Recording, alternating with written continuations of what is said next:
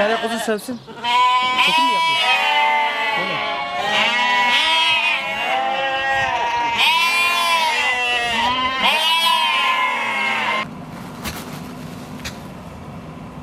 Selamünaleyküm. Nasılsın? Nasılsın? Selamünaleyküm genç. Nasılsınız?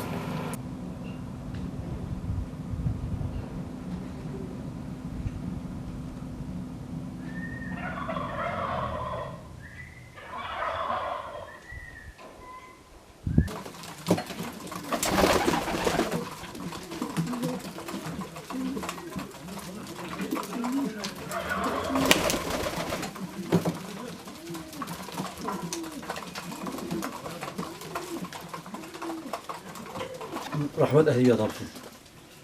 Evet, nasıl yapıyorsun böyle?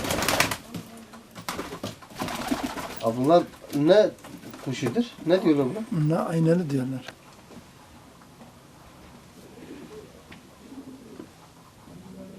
Burada kaç kilosun gibi böyle koleksiyon yapan?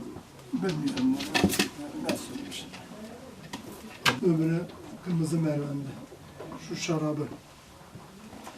Bunlar bence Orada var Karamakış. Türkiye'de bizim böyle...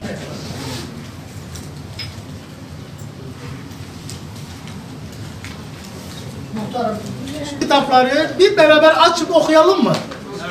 Bundan sonra muhtarımız da bu projeyi geliştirecek. Özelde de yaptığımız görüşmede Sayın Muhtarımız köyünde okuma kültürünü geliştirmeye yönelik bir çalışma yapacak. Yine muhtarım sana başka bir şey söyleyeyim. Özelden bugün yaptığım bir kulus çalışması. Biz temizlik kampanyası Türkiye İşçiler Cemiyeti Şanlıurfa Şubesi olarak bağımlılıklarla mücadele kapsamında ilimiz genelinde ve diğer şube başkanlarımız ve genel merkezimiz ülkemiz ve uluslararası düzeyde bağımlılıklarla çalışma yönünde ciddi anlamda çalışmalar yapmaktadır. Biz de daha önceleri yine genel merkezimiz tarafından tespit edilen, şubemiz tarafından da bu yıl tekrar ödüllendirilen Akçam Mescid köy muhtarımız Abdurrahman Bey'in muhtarlık odasına gelmiş bulunmaktayız. Kendisinin köyüne, köylüye, gelen misafirlerine sigara içirmediği yönünden aldığımız yoğun duyumlar üzerine hem muhtarımızla sıkı bir işbirliği hem kendisini ödüllendirme hem bundan sonra da yaptığı çalışmaların ilimiz ve ülkemize örneklik teşkil etsin diye muhtarımızı tekrar gündeme getirmek amacıyla böyle bir birliktelik programı gerçekleştiriyoruz. Muhtarımızı yürekten kutluyoruz. Gerçekten örnek bir davranış. Günümüzde hele hele Urfa gibi şartlarında kırsal bir bölgedeyiz. İnsanların eğitimden yoksul olduğu, hatta çoğunda işsiz olduğu bir bölgede köyden sigara içmemek çok gerçekten özveri gerektiren, hatta belki de şiddet gerektiren bir davranış. Muhtarımız bunu çok güzel bir şekilde başarmış. Kavgasız, köylüye sevdirerek, gençlere sevdirerek bunu gerçekleştirmiş. Bunu yaparken de hanımefendileri çok aktif olarak çalıştırmış. Biz de bu örnek davranışlarını yürekten kutluyoruz. Köylünün özellikle genç kızlarımızın sigara içenlere verilmemesi, ayrıca gelen misafirlere sigara içtirilmemesi davranışı gerçekten takdirle şayandır. Bu manada Yeşilay'ımızın hem bir gönüllü üyesi olarak kendisini ilan ediyoruz. Hem Yeşilay'ımızın ürünlerini kendine getireceğiz, takdim edeceğiz. Böylece bu davranışlarından dolayı muhtarımızı tebrik edip işbirliği yapacağız. Muhtarım bunu size getirelim. Evet. Bence muhtarımıza burada güzel bir alkış da girer. Evet. Sayın muhtarımız Abdurrahman Çataklı Bey'e, Saçaklı Bey'e, hem Abdurrahman Saçaklı Bey'e Yeşilay'ımızın 1000 yılı devren, 1000 sayı devren dergimizi hem de Yeşilay ürünlerimizi takdim ediyoruz. Aynı zamanda yine Yeşilay'ımızın plaketi, şube plaketimizi de kendisine takdim etmiş bulunmaktadır. Ben Abdurrahman Saçağlı, 1977 doğumluyum. Akçamescit'te doğdum. Buranın büyümesiyim. 3. dönem muhtarım. 12 yıldır sigara bırakma projesine başlattık. Tamamen şimdi Akçamescit'te sigara içilme, dumansız hava sahası diyebiliriz yani. 12 yıl buna katlandı. Cumhurbaşkanımızın da Zümrüt Anka ödülü takdimini almıştık 2017 yılında. Ve şu an köyümüzde sigara içilmiyor. Gördüğünüz gibi geldiğiniz zaten gelir gelmez hava teneffüsünü almışsınızdır. Şimdi de Yeşilay'cı arkadaşlarımız ve başkanımız 3. 4. ziyareti bize gelmiştir. Ve şu anda da bize kitap okuma şeysini başlattı, kampanyasını. Ona da özellikle ben teşekkür ediyorum kendi ve ekibine olarak. Yani bu plan zaten özellikle bizim ev kullanmıyor. Biz kullanmayınca etrafımıza da bir faydalı olmamız lazım düşüncesiyle kolları sıvadık. Ve başarılı olduk. Allah da bize yardımcı oldu bu konuda. Köylüm de adına hepsine teşekkür ediyorum. Yaş 7'den 77'ye kadar. Ve biz buna bir karar aldık. Kızlarımız da sigara içene vermeyeceğiz diye. Bunda baya bir tepki bir şeysini aldı. Baya bir ses getirdi bize. Şimdiki çok hayatımızdan memnunuz ve diğer etrafımızdaki bütün muhtar arkadaşlarıma da bunu da arzularımızı ederiz yani. Yani biliyorsunuz sigara içenler için olumsuz ama olmayanlar için de olumlu. Ama baya bir bırakanlar da oldu. Yan köylerde de olmak şartıyla daha güzel yaşantım olduğu için biz de devletimiz bu konularda baya bize bir yardımcı oldu. Söylerler damadın nesi var, okuyor mu? Biz ona bakmıyoruz. Arabası var mı? Bakmıyoruz. Evi var mı? Damat adayımız sigara içiyor mu? İçmiyor mu? Biz onu soruyoruz. İlk etapta bunu soruyoruz.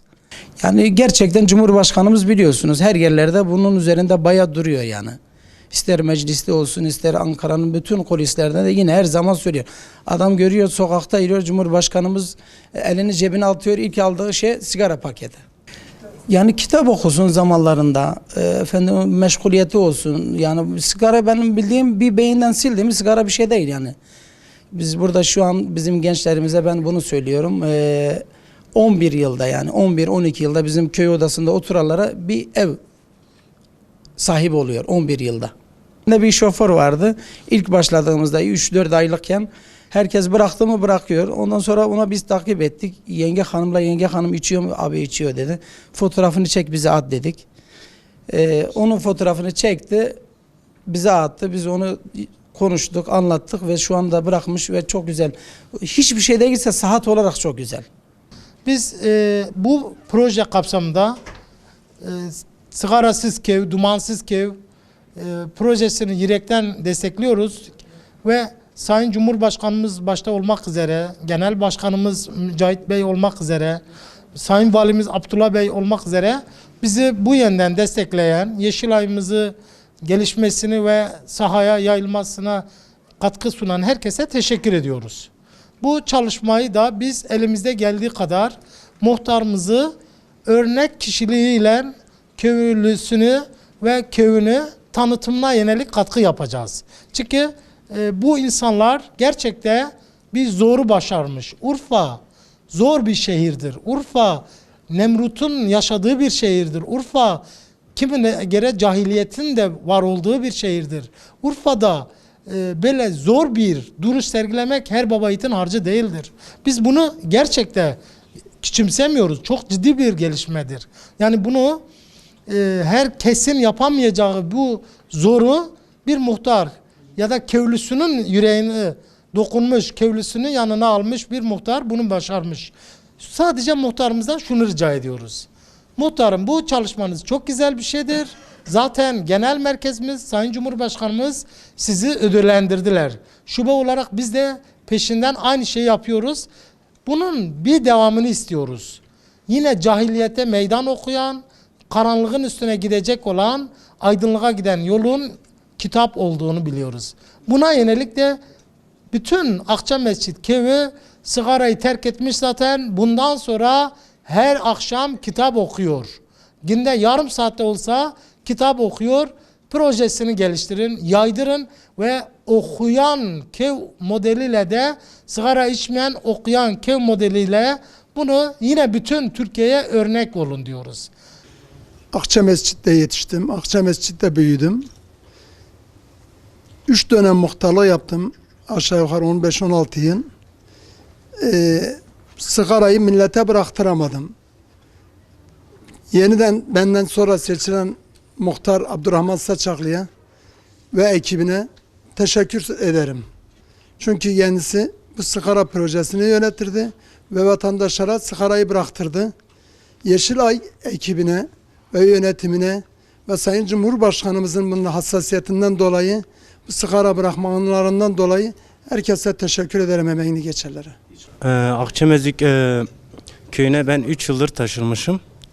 Abdurrahman Saçaklı ilk geldiğimizde sigara içilmediğini söyledi. Ve bundan biz çok memnun kaldık. Ve sigara içilen kişiye gerçekten de gelin verilmiyor. Biz bundan memnun kaldık yani. Yani sigara içileceğine futbol sahasında maç oynayabilir, spor yapabilir, kitap okuyabilir, namaz kılabilir. Bunlardan daha iyidir yani bence.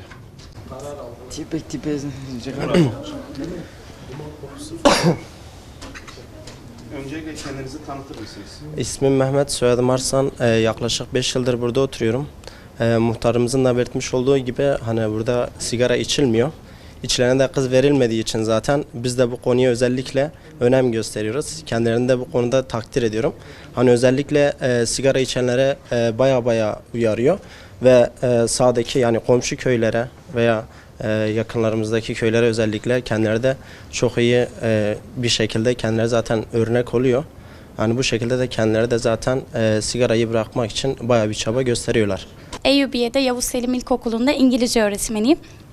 Yeşilay'a katıldım çünkü Yeşilay'ın yaptığı çalışmalar gayet güzel. Sigarasız bir ortam, tütünsüz bir ortam ya da herhangi bir kötü maddelerden uzak durmak için bulunuyorum.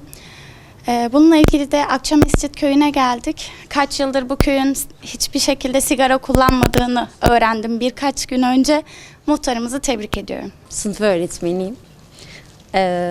Buraya geldik. Yeşilay'da gönüllüyüm.